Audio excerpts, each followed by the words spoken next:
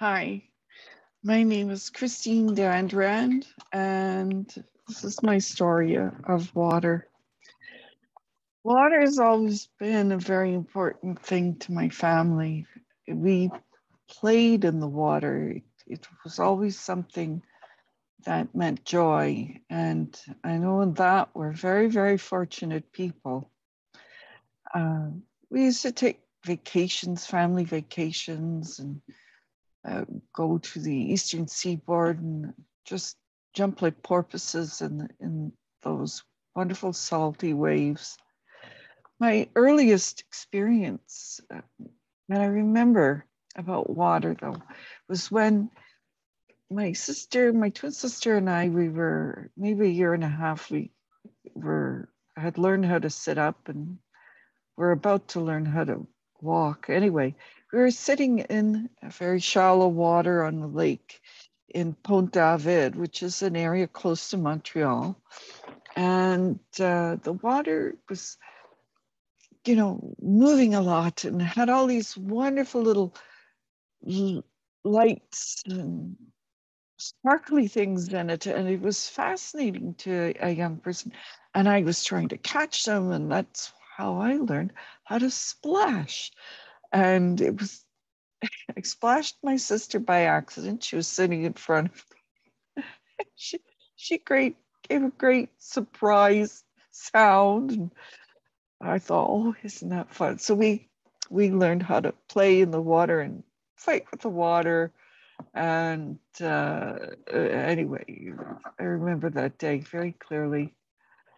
And I remember all our vacations. We used to go to Rhode Island and go camping there and go to Burlingame beach, Burlingame Beach, and also Misquamicut. I don't remember. No, Burlingame was the campsite, and Misquamicut was the beach. There were a few beaches we used to go to. Anyway, one of them was an unmanned beach. In other words, you went there, but there were no lifeguards.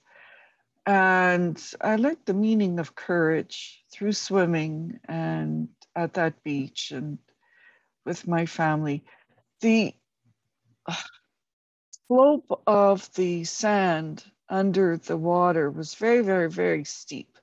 It was steep, okay?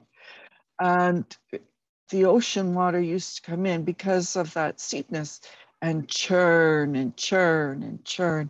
And it made steps in the sand. That were wet sand is like cement. Anyway, my father was always a big kid, and he used to do something called body surfing with the waves, and which was okay when we used to go to Cape Cod. But here in Rhode Island, that rough water, he unfortunately had an accident. He hit his head underwater against one of these steps, and the shock broke a vertebra in his neck, and he was floating in the water. And it wasn't his time. There was a lifeguard. The first day of his honeymoon, the last place he wanted to go was to the beach. He was sitting with his new wife on the beach blanket behind ours, and he saw my father was in trouble. He went in and he brought my father out, gave him cardiac massage, and brought him back. And while we were waiting an hour and a half for the ambulance to show up, my father didn't tell my mom, but he couldn't move his arms or legs. And while he was in the ambulance going to, I can't remember what the name of the capital of Rhode Island was, but there was a big medical center there. The feelings started to come back to his arms. And so we spent quite a long time there, almost 2 months in Rhode Island. My mother learned how to drive to the hospital. We'd go and see him every day when he was in traction. The doctor said he was a miracle. It just wasn't his time. He had severed his Ruby, please stop eating my feet. Okay, sorry, my cat. His spinal cord, it was hanging by a thread, but they figured that because he was immobile for immediately following the accident for almost 2 hours, lying flat on his back, it gave the cord time to start re-gluing itself. It's very fortunate. And my dad, that following year, he underwent multiple surgeries to take bone and replace and make a new vertebra. He was never really pain-free after that, but he was courageous.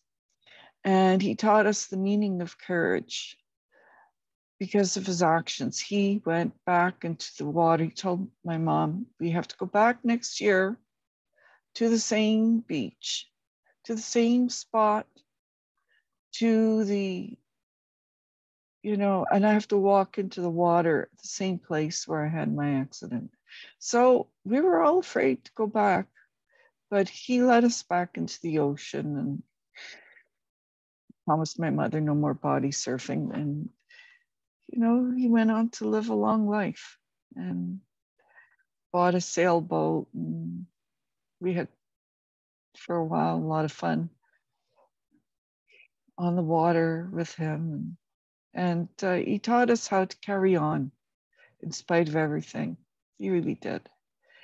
And anyway, that's my story of water. We never got the name of the lifeguard who saved my dad, but if he's living today, thank you very much. And that's my story. That's why I like water. Water is something that takes stress out of your body, no matter what your problems are. And today people have a lot of problems, but you go in the water, it takes all that negative energy out of your body. And John the Baptist had the right idea when it came to baptizing people. You feel renewed. So thank God my father had the courage to lead us back into the water. Anyway, that's it. I hope I did this thing right. Did I record it? Oh God, I gotta put my glasses back on. No. Pause record. Yes. Pause.